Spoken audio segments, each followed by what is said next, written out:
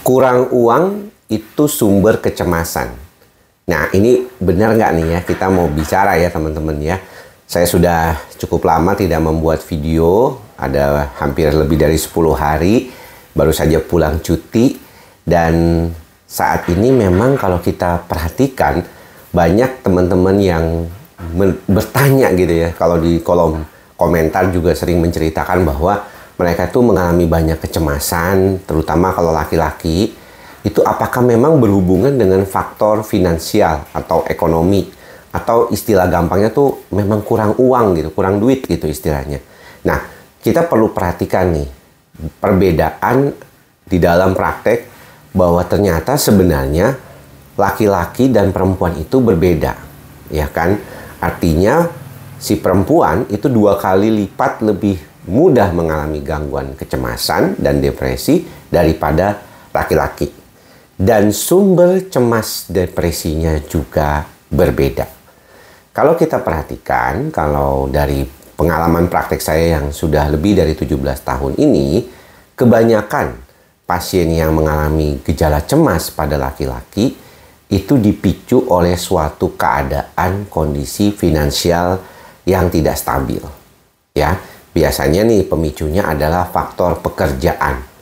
Jadi tekanan pekerjaan, stres pekerjaan yang banyak, misalnya dia harus mengerjakan suatu proyek yang terus-menerus ya, tekanan dari bos, kemudian dari faktor lingkungannya, misalnya rekannya ataupun karyawannya ya. Ini membuat problem. Ya, termasuk juga kalau misalnya mau lebaran misalnya, contohnya memberikan THR sedangkan cash flow-nya lagi nggak bagus gitu ya, itu makin tambah bikin kecemasan buat laki-laki. Nah, juga kebanyakan juga dikaitkan dengan faktor yang terkait dengan situasi lingkungan. Nah, situasi lingkungan yang dimaksud adalah biasanya kalau laki-laki juga tetap berhubungan dengan financial economic-nya. Jadi kalau misalnya secara umum temennya misalnya minjem duit nggak dibayar atau ditipu sama orang gitu ya, dalam proses pertemanan itu juga mengalami penipuan dan segala macam, maka itu jadi salah satu hal yang membuat masalah. Yang kita perhatikan bahwa situasi seperti ini itu seringkali jadi pemicu utama kecemasan seorang laki-laki. Nah, berbeda dengan perempuan. Ya, kalau perempuan lebih banyak faktor yang terkait dengan kecemasannya itu adalah multifaktor. Ya, bukan cuma masalah finansial, malah lebih banyak kalau perempuan itu adalah masalah hubungan interpersonalnya. Jadi interpersonalnya laki-laki ini beda dengan hubungan interpersonalnya perempuan, dengan pasangannya itu juga berbeda. Maka daripada itu seringkali muncul di dalam praktek itu problemnya itu dengan orang terdekat, yaitu pasangan. Ya, yang sudah menikah tentu dengan suaminya ya, atau istri yang biasanya tuh complaining about things ya, banyak hal gitu ya. Karena suaminya ini kok kayaknya cuek gitu ya. Kok kayaknya nggak menyediakan kebutuhannya gitu ya. Nggak secara serta-merta bisa menjadi orang yang diharapkan sebagai suami yang mendukung secara finansial. Walaupun kalau kita lihat ya, tadi kan kita ngomongin bahwa laki-laki itu banyak terkait dengan problem finansial. Perempuan juga sebenarnya sama. Makanya di dalam rumah tangga, kalau dia itu safe secara ekonomi, perempuan itu akan jauh lebih tenang.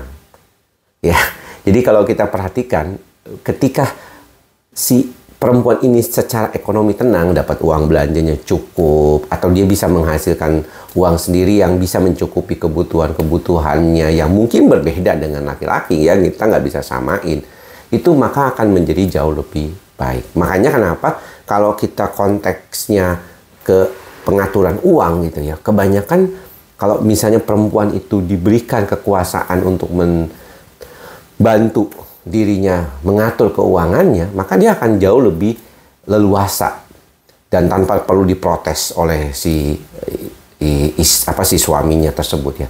Kalau dia punya uangnya sedikit, dia akan merasakan, waduh, ini gimana cara ngaturnya? Itu satu sumber stres tersendiri juga belum diprotes sama suaminya. Makanya hubungannya jadi tidak baik, dan inilah yang menjadi problem.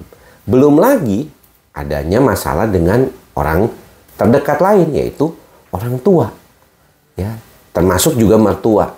Ini sering menjadi problem kan di dalam kehidupan praktek. Kita ngelihat banyak sumber-sumber kecemasan itu berkaitan dengan mertua, orang tua, ya.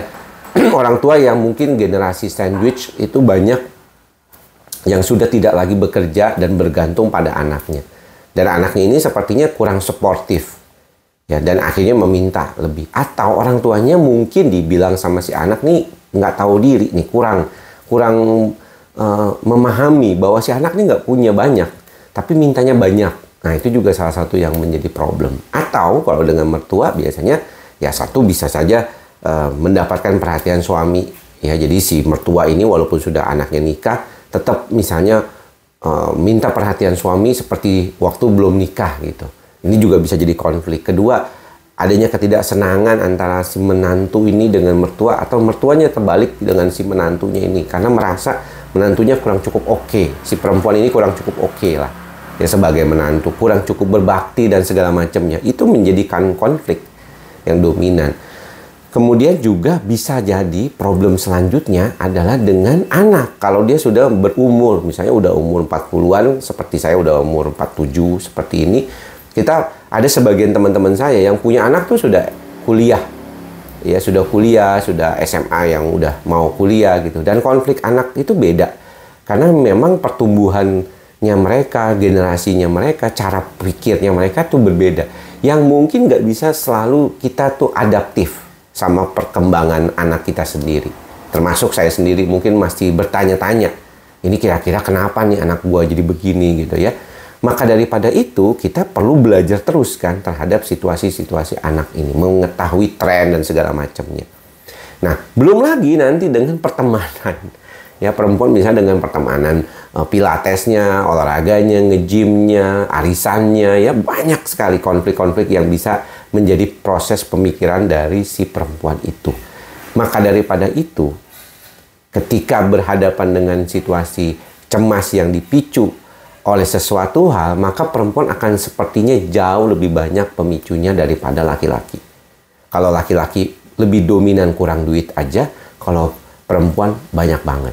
Makanya penyembuhannya juga bisa berbeda. Pada laki-laki biasanya yang secara kepribadian cukup matang, ya, bukan tipikal pencemas yang terlalu dominan sehingga sumber stres itu sebenarnya nyata, yaitu misalnya kurangnya financial problems yaitu yang terjadi.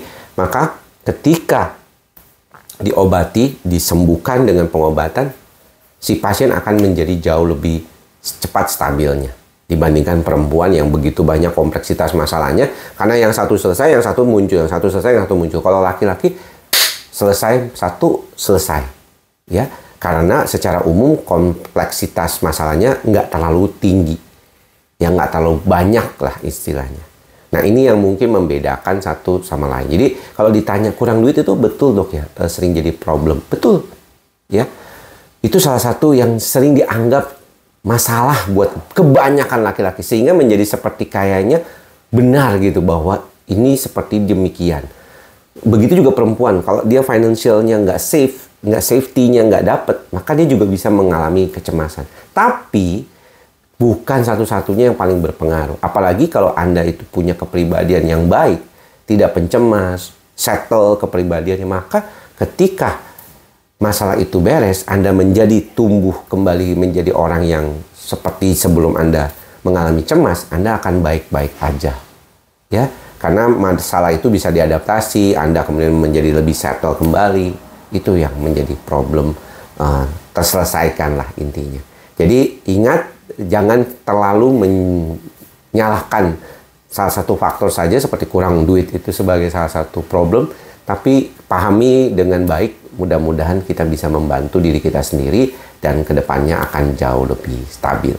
Mudah-mudahan apa yang saya sampaikan bermanfaat. Salam ikhlas, sabar, dan sadar. Salam sehat jiwa. Bye-bye.